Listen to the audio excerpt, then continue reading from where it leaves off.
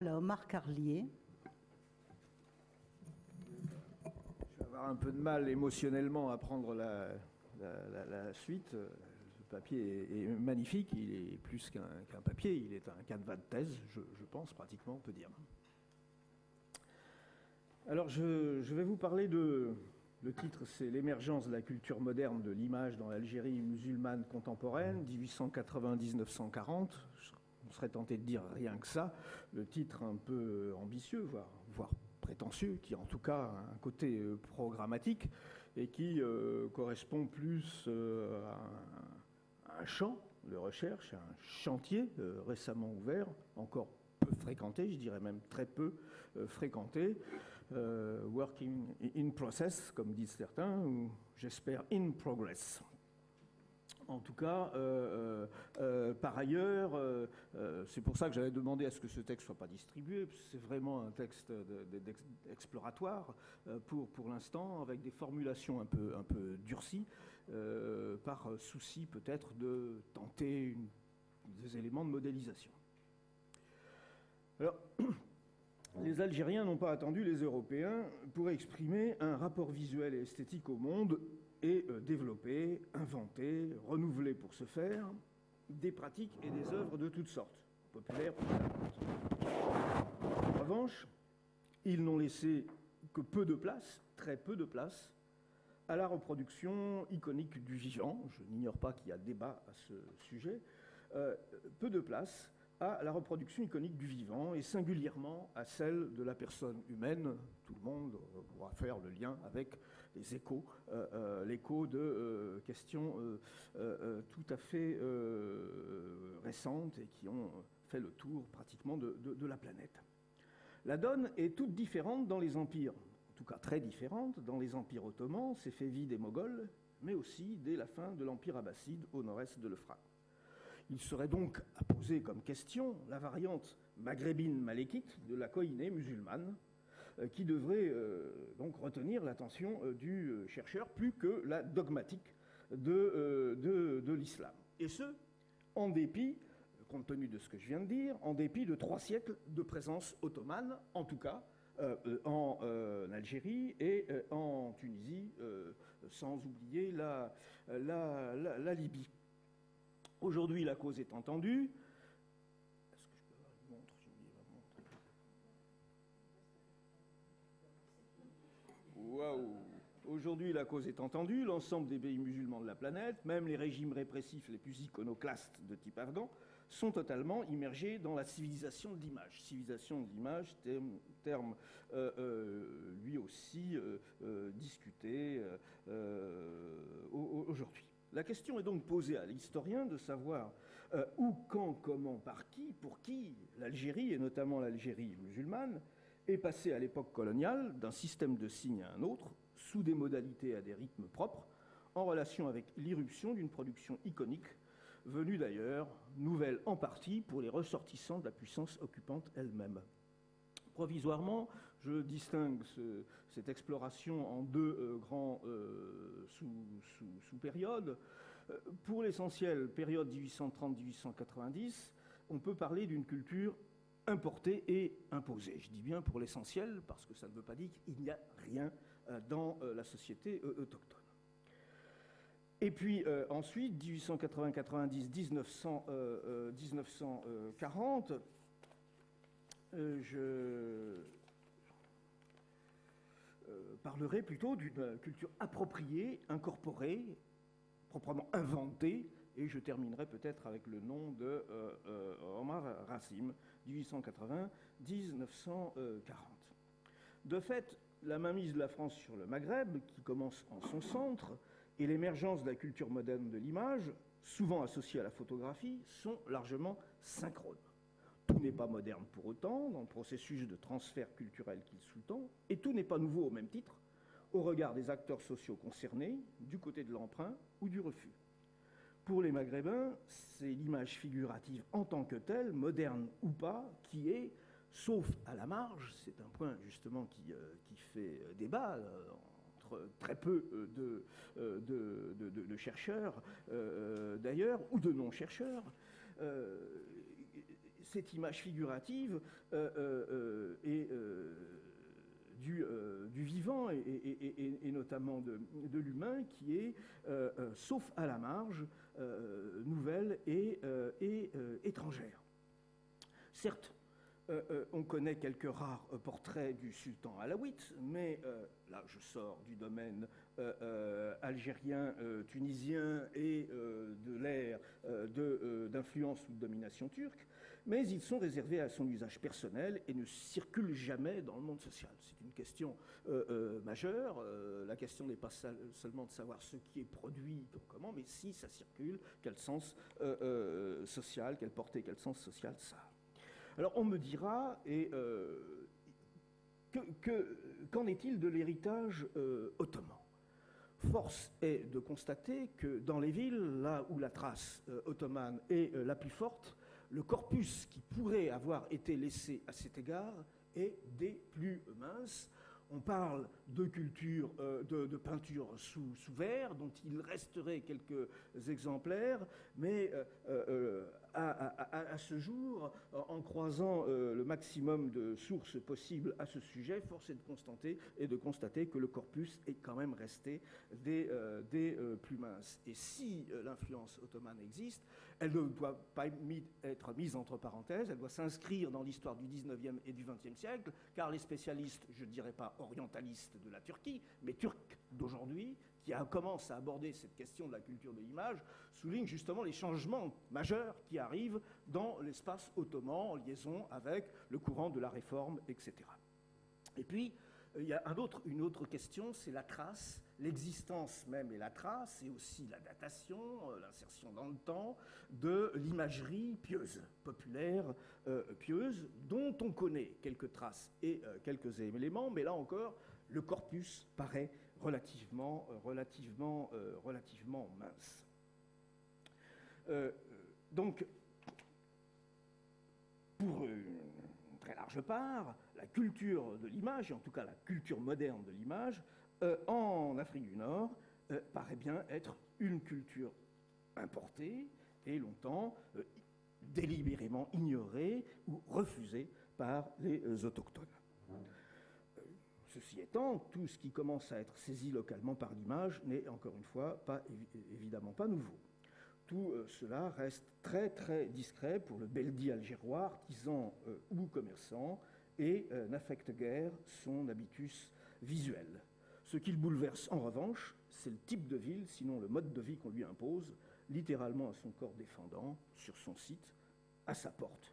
Le quadrillage, le rectiligne, le vertical, l'extraverti, brise en effet son environnement scénique et scopique, altère la vision esthétique qu'il a de sa ville. C'est particulièrement le cas d'Alger. Bien plus que la peinture, au demeurant, c'est la sculpture plantée sur la place publique, ostensible, provocatrice, qui rend autrement plus choquante pour l'œil indigène, au sens noble du terme, l'invasion, importation d'un nouveau mode visuel.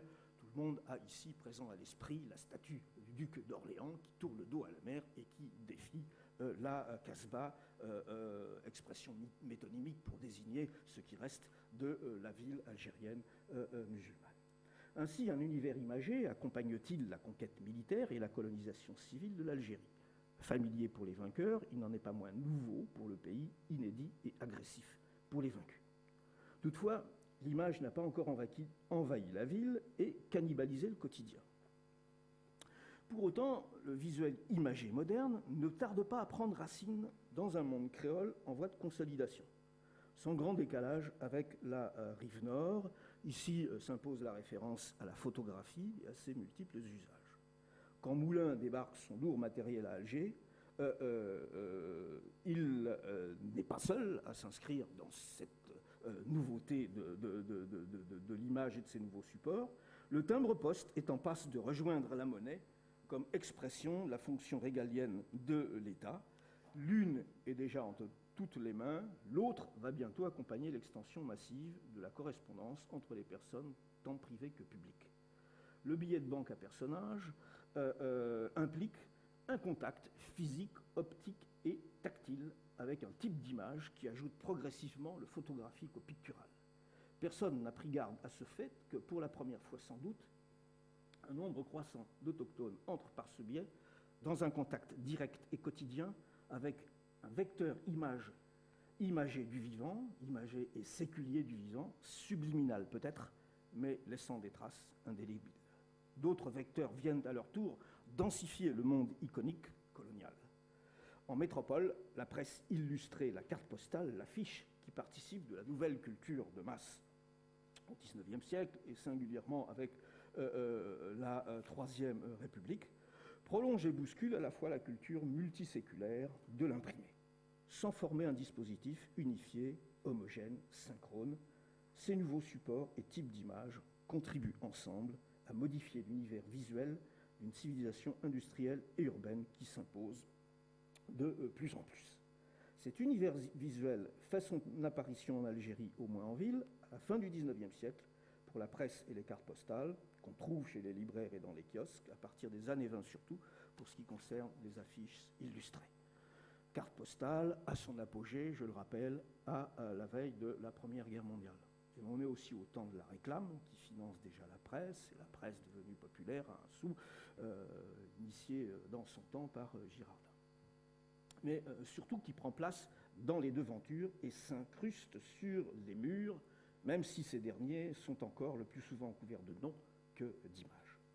Les villes ont toujours été des marchés. Au XIXe siècle, elles deviennent des vitrines éclairées par de nouvelles fées. Il faudrait donc aussi inscrire ce nouveau système iconique dans ces éléments d'interaction en liaison avec des transformations qui caractérisent la ville, ne serait-ce que, comme je viens de le suggérer, le rapport du diurne au nocturne, et ainsi de suite. Tableaux, photos, presse illustrée font une timide apparition dans quelques échoppes et cafés du côté de la population algérienne musulmane et peut-être à l'intérieur de quelques maisons ancestrales. En tout cas, si le kidam européen est pris au quotidien dans un environnement visuel toujours plus chargé d'images et d'icônes, l'autochtone musulman lui-même ne peut plus l'éviter et l'ignorer, il se prendra bientôt à l'adopter.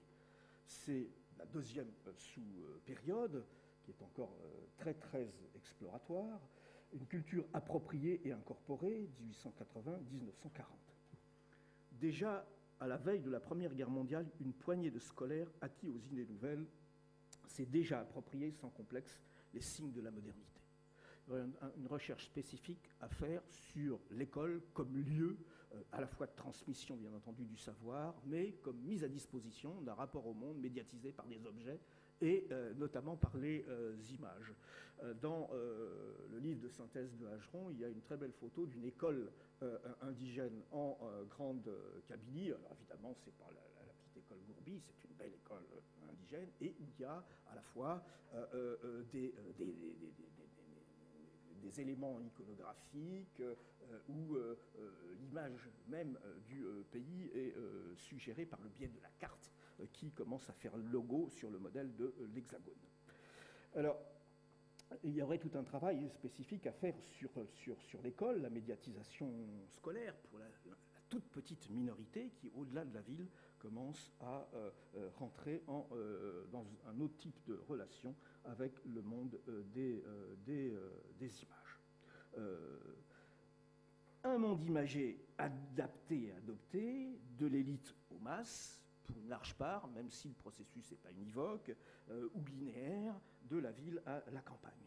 La guerre a joué un rôle d'accélérateur et de multiplicateur dans ce domaine comme en d'autres. Elle a favorisé la mobilité et la rencontre, du moins le contact, entre les villes, les régions, les communautés, les classes, quelle que soit la force des ancrages locaux et l'intériorisation de hiérarchies discriminantes, puissamment surdéterminées par la situation coloniale. L'après-guerre capitalise une partie du potentiel interactif provoqué par la mobilité des hommes et le mouvement des esprits. En ce sens, elle est encore plus décisive. Or, elle est caractérisée par un renforcement, un redéploiement du système des images, qui, il est vrai, ne trouvera sa pleine extension qu'à la fin des années 30. Publicité par affiche, imagée, sur les colonnes des rues à arcades, panneaux de réclame à personnages dans les magasins, pages illustrées de journaux dans les kiosques. Tout cela devient plus présent et visible, y compris pour le lecteur consommateur autochtone.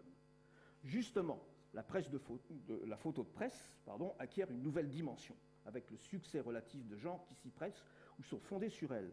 Presse sportive, dont on vient de parler, magazines, bandes dessinées pour enfants et adultes. Un petit sondage à propos de la presse sportive, c'est seulement à partir de 1926-27, la presse sportive est bien plus ancienne, que l'image, la photo, y commence à y prendre une place toujours plus grande d'ailleurs, et bien entendu le cinéma. Bien entendu le cinéma. Du côté algérien, musulman, de l'interaction coloniale, la politique, la culture et l'école ont fourni entre-temps de nouveaux relais et un cadre élargi propice à l'usage des images et au désir d'image. Une scène politique est née, notamment celle qui se cristallise autour de la personnalité charismatique du premier zaïm algérien, l'émir Khaled, je parle sous le contrôle de Gilbert Meignet ici présent. Renforcée par la dynamique civile et associative dont on a parlé à l'instant avec le sport, agie et agissante, et qui se généralise à toute l'Algérie citadine et au-delà. Les images icônes d'hommes symboles commencent à circuler à leur tour, au grand jour en catimini, Mustafa Kemal, Abdelkrim. La sphère culturelle, de son côté, prend un nouveau cours et devient à son tour une scène.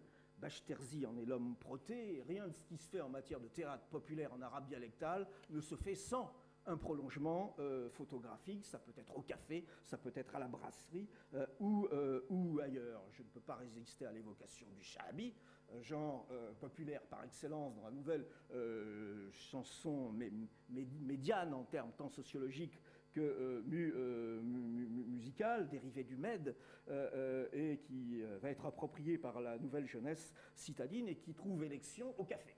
Et notamment le café Malakoff, qui jouxte la place du gouvernement aujourd'hui, place des martyrs, et dans lequel tout de suite, très tôt, on va trouver des photos. Et l'acteur social qui a partie liée peut-être plus que d'autres, c'est justement le jeune citadin scolaire. Et dans les années 20-30, la jeunesse de la Casbah, plus que celle des autres quartiers périphériques où la population algérienne musulmane s'installe. Toutefois, la culture de l'image comme culture de masse ne prend vraiment dans ses raies la population citadine algérienne que dans les années 30. Elle est liée à l'histoire culturelle dans son autonomie, elle est liée à l'histoire politique dans son autonomie. Le Congrès musulman paraît un instant en être comme quelque chose comme l'équation condensée. Tous les registres du visuel entrent alors en synergie à l'heure des congés payés, du pique-nique et de la plage, même pour les femmes. Et j'évoquais tout à l'heure le cinéma, et à propos du cinéma, c'est précisément à ce moment-là que le cinéma commence à susciter une consommation de masse du côté algérien, avec le film égyptien, resté parfois jusqu'à aujourd'hui dans les mémoires de nos grands-mères, sur tel film avec Mohamed Abdel Wahab, La Rose Blanche, Yatek Saha Khaoula. Tu vois, donc non seulement masculin, mais féminin, en synergie avec l'affiche, la presse illustrée, y compris les femmes analphabètes qui ne lisent pas, mais qui voient les images dans la rue, chez le boutiquier, chez leur patronne européenne, voire chez elles, quand leur époux lit un quotidien illustré, les quotidiens qui commencent à être lus en langue française en ville sont Oran républicain et Alger républicain. Et on voit l'importance que prend de plus en plus la photographie dans ces quotidiens. Je crois qu'un autre point majeur est à souligner, c'est celui qui consiste maintenant à appréhender l'image de soi comme appropriée et incorporée. Le passage qu'évoquait Bolbière de l'objet au sujet. C'est-à-dire que dès le départ, ça a fait partie de la série des scènes étypes avec la lithographie, la peinture, puis la photographie et la carte postale, l'imaginaire exotique, orientaliste, etc. Or, on a commencé à photographier des sujets dans un premier sens, qui acceptent d'être photographiés, ou auxquels on ne demande pas leur avis, et puis qui vont construire progressivement un rapport actif à cette pratique nouvelle de la reproduction de l'image de soi individuelle ou collective. On passe à une posture assertive, transformant le sujet indigène en interlocuteur citoyen. 30 ans plus tard, d'autres clichés donnent la mesure d'un changement advenu, me semble-t-il, au début du XXe siècle. Je pourrais me servir de points d'appui, comme les photos du jeune Messali, pris à Oran. On le trouve dans le bouquin des mémoires de Messali. La photo est prise par... alors il est habillé de plaies qui est tiré à 4 épingles. Et visiblement, la photo, elle a été prise chez le photographe européen Harville, probablement le plus grand photographe de la ville d'Oran, mais par et pour la famille. Ce qui signifie que sans être photographe soi-même et avoir un appareil, attention, en plus, l'utilisation facile de Leica, c'est seulement la fin des années 20. Ceux qui passent à la photographie par le biais de l'appareil photographique se comptent sur les doigts, sont encore sur les doigts de la main. En revanche, l'accumulation progressive de photos de famille, individuelles et collectives, commence à se développer. Autre indice, autre trace utile, c'est celle d'une photo qui est envoyée par l'un des frères Septi avant la Première Guerre mondiale. Il est à Paris et il se fait photographier en dandy, costume 3 pièces, cravate, fume, cigare. Et il envoie cela à sa famille d'Alger et du Sud, s'inscrivant pleinement dans la mise en représentation de soi. Et donc, ici, il y a participation à la construction de sa propre image, une image qui est demandée et commandée pour son propre usage. Ce sont ces usages personnels du cliché et de l'artisan photographe, avant de se constituer soi-même en photographe et d'acheter et d'utiliser un matériel photo, de s'équiper en album, d'archiver familialement les albums, et ainsi de suite, qui constituent les indices les plus sûrs, quoique impossible à quantifier et difficile à dater, en tout cas en état de la recherche, d'un changement des mentalités, fut-il encore au départ le fait de quelques happy few. Avant d'en terminer, je voudrais évoquer dans ce processus d'appropriation, de créativité, d'invention de soi, de réinvention de soi, l'importance que représente le peintre Omar Rassim, qui, justement, n'ayant pas à sa disposition, sinon de manière infinitésimale, et dérivé en réalité de ce qui peut venir via la Tunisie, peut-être du Caire et d'Istanbul, d'une nouvelle représentation individuelle et collective de l'Algérie, d'abord de sa ville et d'abord d'Alger. Alors, il y a une tradition, évidemment, de l'enluminure, etc., mais c'est une réinvention complète. La perspective est introduite. Les personnages sont réinventés à partir d'un corpus qui lui est légué par la production antérieure de type colonial, ce qui soulève un problème majeur, une peinture qui s'expose, qui est exposée au mur, donc qui change tout à fait de statut à la fois artistique, esthétique et social. C'est dire la complexité ce sera ma conclusion, d'un rapport à l'image qui, au-delà de la complexité qui relève de l'Algérie elle-même, renvoie au rapport des sociétés, ici je renvoie aux travaux de Oleg Grabar, au rapport des sociétés musulmanes, il le soulignait récemment, elles-mêmes très différenciées, beaucoup plus complexes et différenciées qu'on ne le croit communément, y compris dans le savoir académique. Alors, j'aurais juste voulu si j'ai passé une petite, bon tant pis, pour vous dire ce qui en est. J'avais avec moi un petit transparent. Ah oui. En référence à une violente et brutale actualité, historiens doivent arriver à rendre compte. Et ça, c'est à partir justement d'un travail tout à fait récent de Oleg de Grabar, qui permet de prendre la mesure des interférences, des contaminations entre les registres de l'image, des vecteurs et des motifs. Normalement, on devrait le voir sur le tableau blanc. Oui, je crois que ça devrait. Il suffit peut-être d'éteindre là-bas.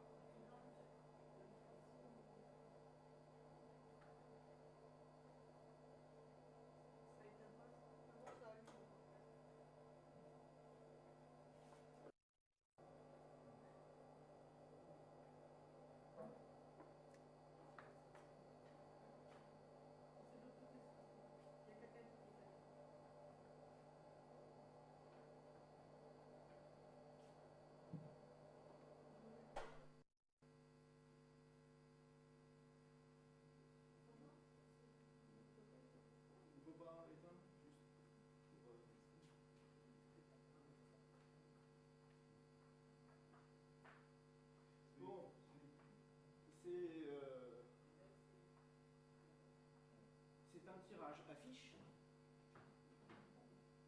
d'un adolescent presque androgyne qui est diffusé massivement à la fin des années 80, 1980, début des années 90, partout en Iran. Du point de vue du référentiel religieux, l'islam chiite, n'en tire aucune hypothèse explicative décisive. Et c'est tiré de, en réalité, le nom du jeune homme, c'est Mohammed. Et quelle va devenir l'image de ce jeune homme, Mohammed? Le prophète Mohammed. Pour penser le prophète jeune, dans son adolescence, à partir d'un corpus dont nous avons d'énormes traces écrites dans le savoir savant du monde musulman, hein, pas seulement la Sira, pas seulement la Sira. Et comment est construite cette image dans les années 1980-90 par des Iraniens, des imprimeurs iraniens sur une très grande échelle, rien d'équivalent au Maghreb tel que j'ai pu voir pour ce qui concerne ces 10-15 dernières années précisément, à partir d'une carte postale qui est dérivée, qui était faite dans les années 20 par Landrock et Lennert, et qui ont, à la fin du XIXe siècle, installé un atelier de photos à Alger et fait des milliers de photos en Tunisie et puis au Caire.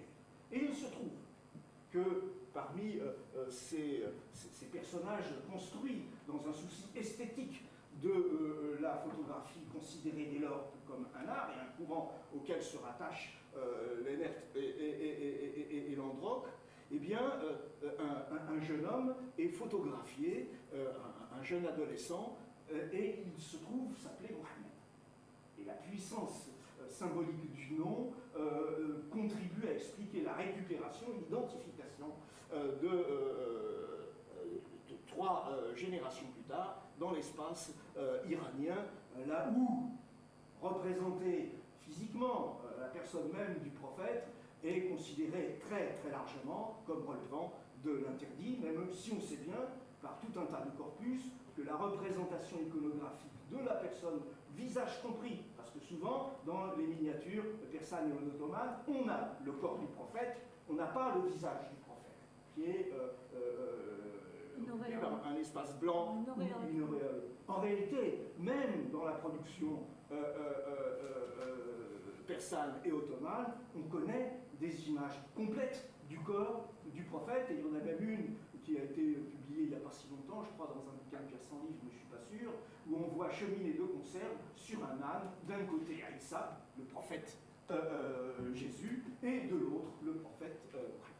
Tout ça pour dire que la représentation picturale, iconographique du prophète dans son corps et dans son visage même existe à l'intérieur de cette immense histoire sociale du monde musulman, mais que dans un tout autre contexte, elle peut circuler cette fois non plus au niveau des élites sociales qui seules sont en mesure d'acheter des livres enluminés, etc., d'avoir accès à l'art supérieur moghol, séfévide ou ottoman, mais totalement et très largement diffusé dans l'ensemble du corps social. Je conclus là-dessus comme révélateur de la complexité au-delà des idées toutes faites que j'entends encore tous les jours, y compris, pardonnez pour ce coup de pied de l'âne final, y compris dans notre institution académique savante. Je vous remercie.